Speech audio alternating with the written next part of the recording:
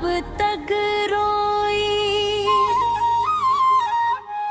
हाथवा में मेहंदी अखियों में सपना, कह सब कव दिन डोली उठी। पंडित जी बताई ना बियाह कब होई।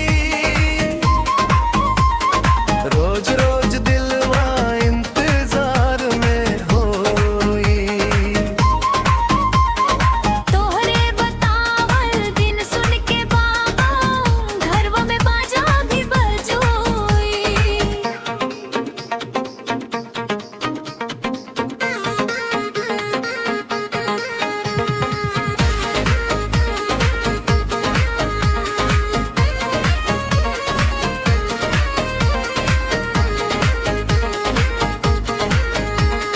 अंगना में बैठल बानी सज के, लाल चुनरिया ओढ़ के। सपना में रोजे आवे सजनवा, मुस्की दे के मोड़ के। चूड़ी बोले छन छन छनवा, पायल दे इशारा। कब ले रहब अकेले बा मनवा भइल बेकरारा।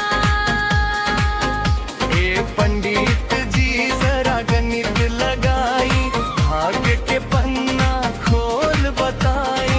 कब आई है घोड़ी चढ़ के सजना, सगरी दुनिया देख मुस्काई।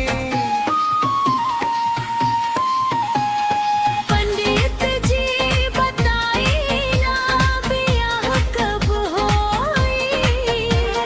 सजनवा मिलाई मनवा कब तक रोई।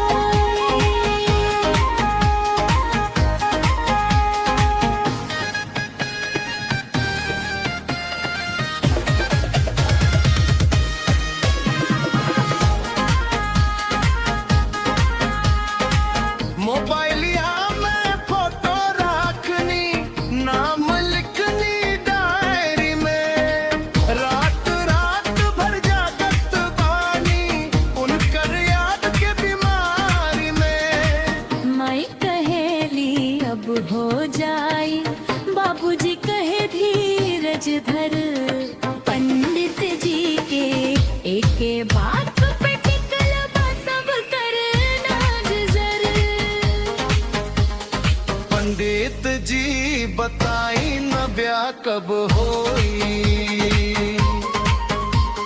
सिंदूरवा कब माथे पर सोई। आजू बता द शुभ मुहूर्तवा, रानी बनके डोली चरण भरी। पंडित जी बताई ना बियाह कब होई।